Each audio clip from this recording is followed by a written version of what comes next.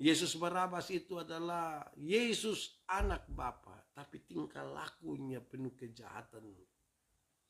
Yang satu nama Yesus Kristus, Tuhan dan Juru Selamat.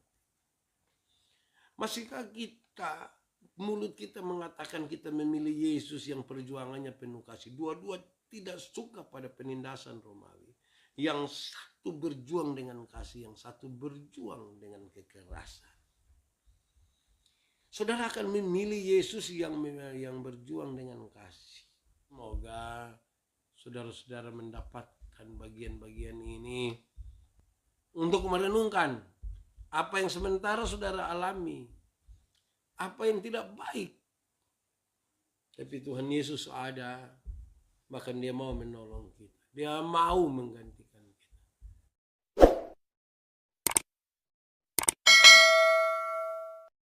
Pastikan hidup kita akan jadi tanah yang subur. Kita mau mendengar firman Tuhan.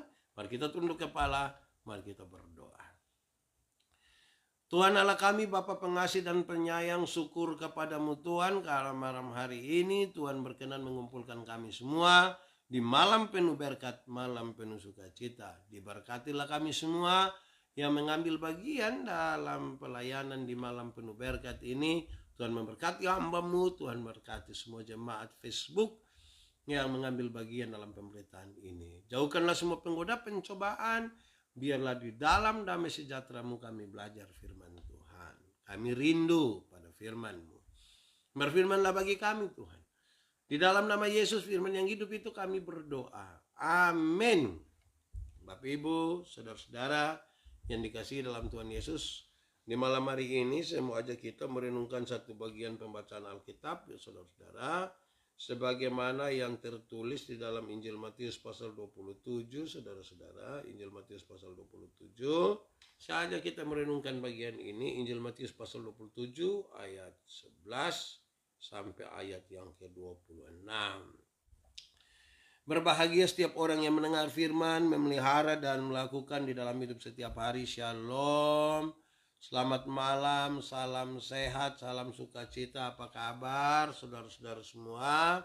Semoga saudara-saudara sehat, baik-baik, dan semakin dikasihi, semakin dicintai. Tuhan Yesus memberkati, puji Tuhan.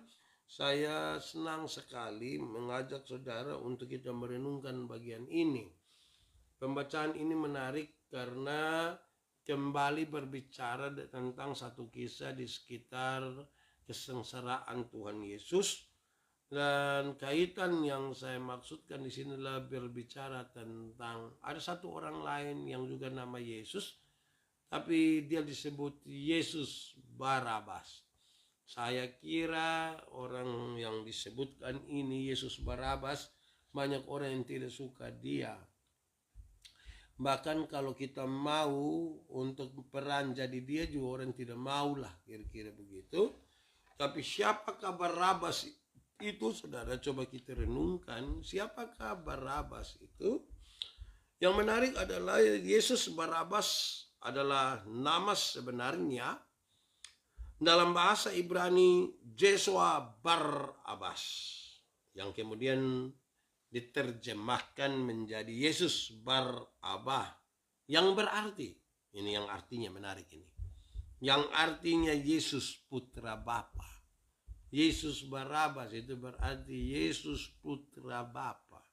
Nama bagus toh? Nama bagus, sifat yang kurang bagus.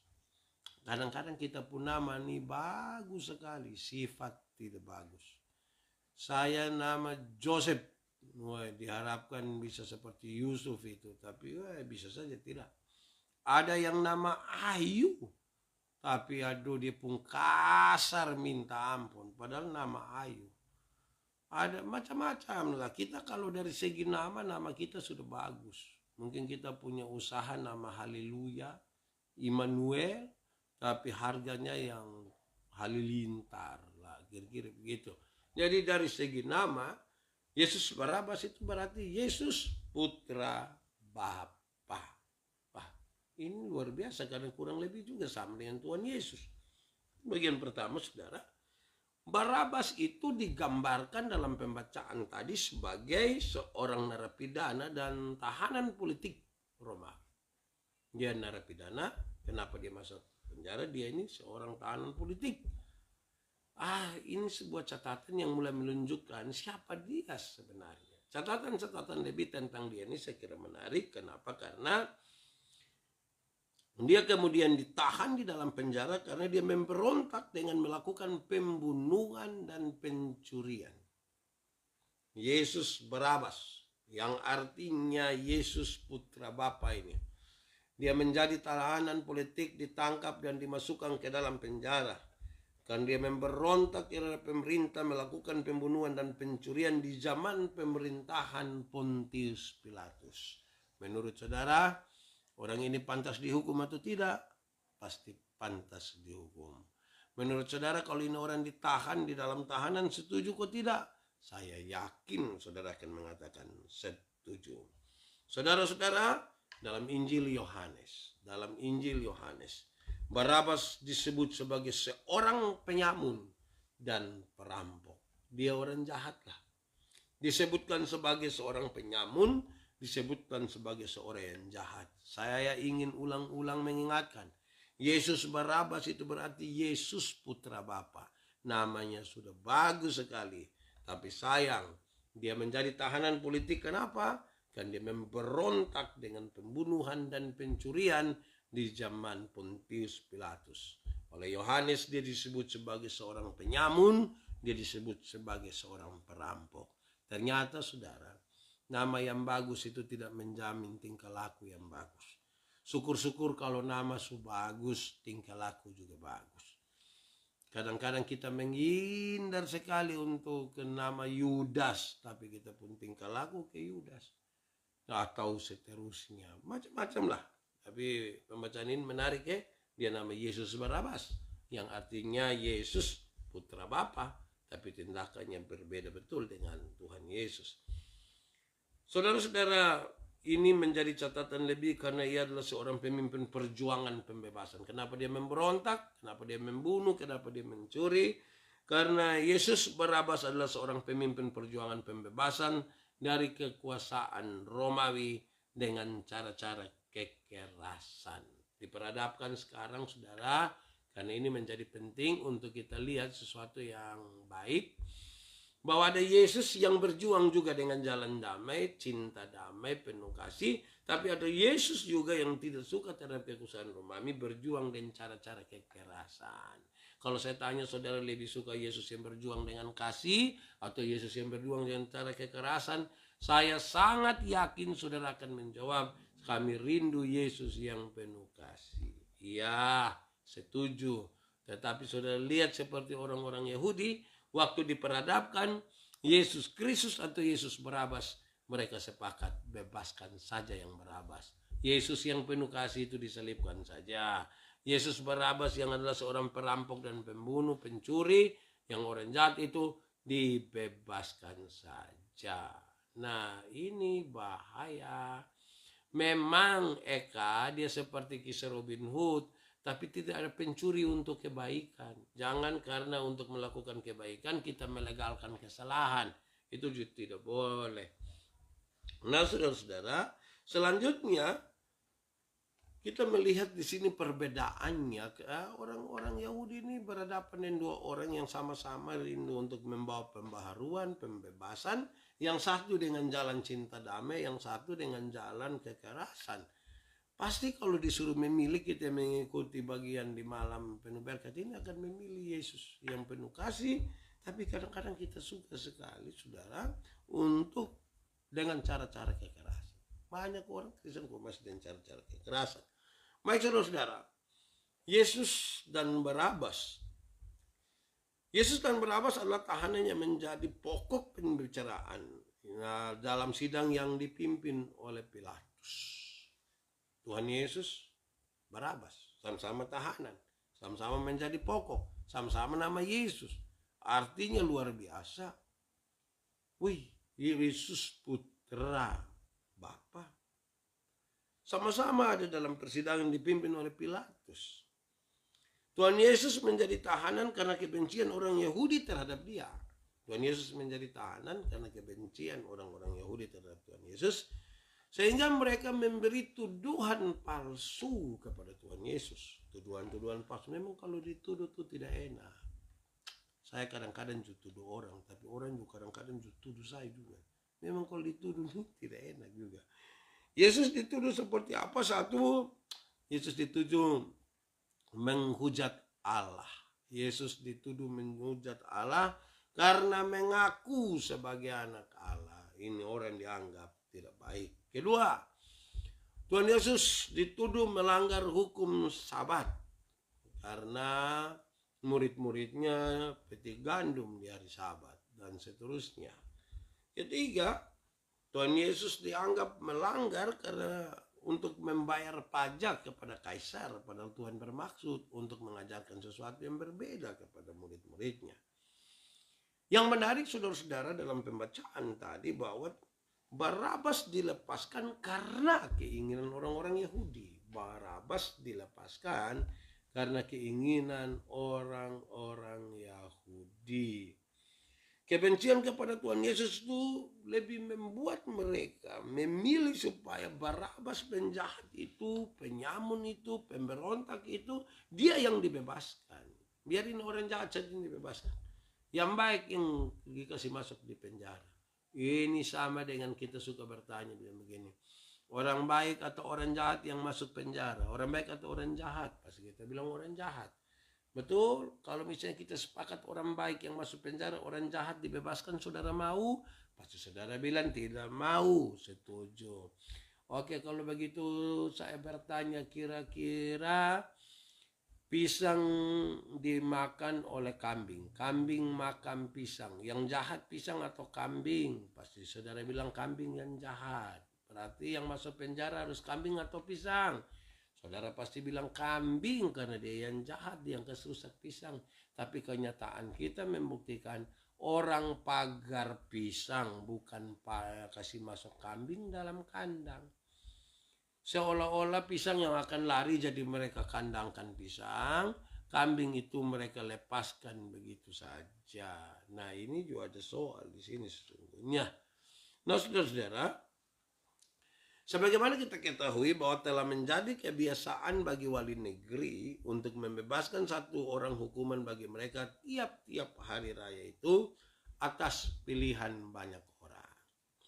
Yang kalau ada banyak orang menginginkan sesuatu, menginginkan seseorang dibebaskan pada hari raya itu, ya wali negeri ikut saja bebas, dibebaskan. Baik dia orang jahat, baik dia orang baik, kalau dia sudah dapat dia sudah dapat suara dari banyak orang, ya dia dibebaskan. Saya bayangkan ini juga sangat politis ya.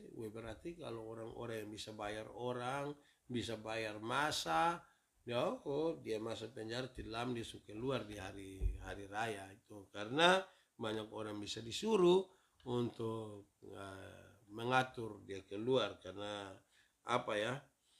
pilihan banyak orang sangat menentukan satu orang tetap dihukum atau tidak. Saudara-saudara, mari kita lihat pesan-pesan dari pembacaan ini.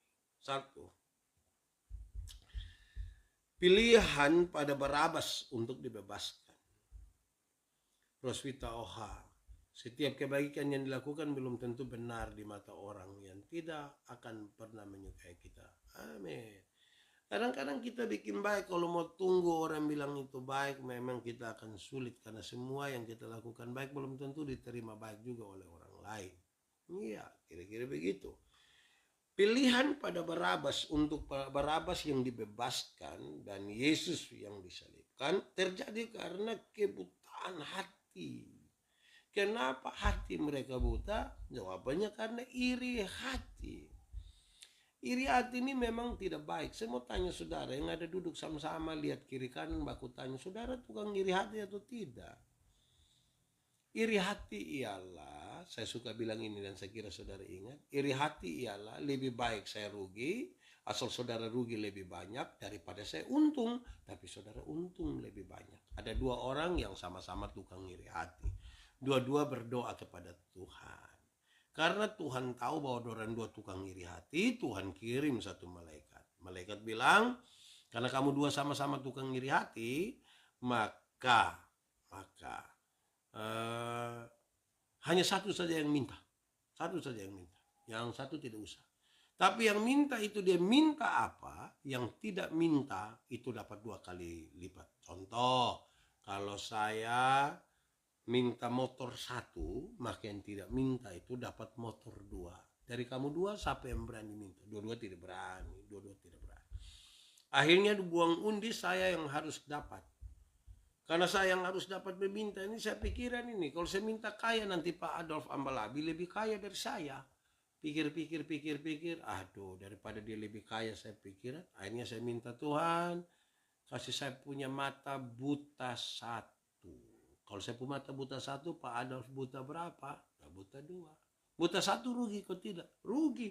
Tapi lebih senang lihat orang buta 2. Itu dia pun nama iri hati. Rugi. Tapi lebih senang lihat orang rugi. Lebih rugi dari kita itu.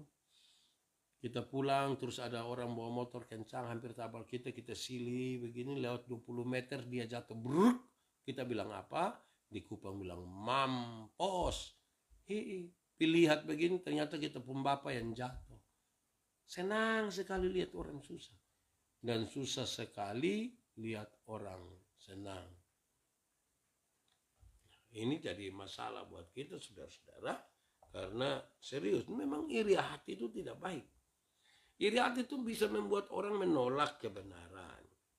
Kalau kita belajar kisah para rasul pasal 3 ayat 14.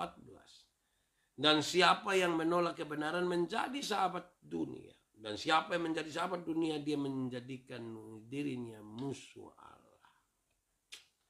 Luar biasa ya. Kadang-kadang yang kita penuh dengan iri hati tadi. Iri hati ini ternyata bisa buat kita mengorbankan diri, mengorbankan orang lain juga. Tuhan Yesus di tempat Barabas justru dibebaskan. Tuhan Yesus yang ada di tempat Barabas itu, dia mengambil peran menggantikan. Ini peran juru selamat. Yang mengambil tempat orang-orang berdosa seperti saya dan saudara. Yang harusnya menerima hukuman. Betul-betul kemudian saya merasa sayalah Barabas itu sesungguhnya. Sayalah Barabas yang mestinya dihukum. Tapi Tuhan Yesus ganti. Tuhan Yesus yang ada di tempat saya, yang seharusnya dihukum mati. Saudara-saudara, kita dibebaskan karena kasih-Nya. Penggantian berarti mengambil tempat orang lain, saudara. Derita atau resiko dari seseorang digantikan oleh orang lain karena dia adalah pengganti kita. Tuhan Yesus mengambil tempat orang berdosa. Tuhan Yesus menanggung hukuman yang seharusnya ditimpakan kepada orang-orang berdosa. Siapakah orang-orang berdosa? Siapakah Barabas itu? Sayalah. Kira-kira begitu. Barabas adalah gambaran dari kita manusia, saudara. Barabas itu sekali lagi adalah gambaran antara diri saya ini yang berdosa. Kita pelaku kejahatan. Kita pemberontak, kita pembunuh, kita pendosa. Tidak ada yang baik pada diri kita. Kebenaran tidak tinggal di dalam diri kita. Atau daripada sebut banyak-banyak, daripada bilang kita saya kebenaran. Saya hancurkan betul-betul karena dosa. Tetapi karena kasih karunia Allah, Tuhan Yesus datang sebagai pengganti dan penebus bagi kita. Roma pasal 3 ayat 23 sampai ayat yang ke-24. Betapa luar biasanya, saudara. Kita membaca teks ini dan kita menemukan ada 2 pribadi yang sungguh-sungguh berdosa. Yang sungguh-sungguh berbeda. 2 pribadi yang berbeda. Yesus Juru Selamat dan Yesus Barabas. Saudara-saudara, kisah tadi kemudian mengantar kita pada sejumlah hal, tapi saya tidak mungkin bicara semuanya. Hanya beberapa catatan. Bahwa ternyata nama yang indah, nama yang baik disebut. Coba saudara bayangkan, saudara, arti nama coba.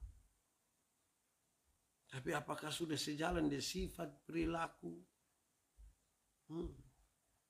Kadang-kadang kita ini nama saya Yosef, diharapkan saya seperti Yusuf.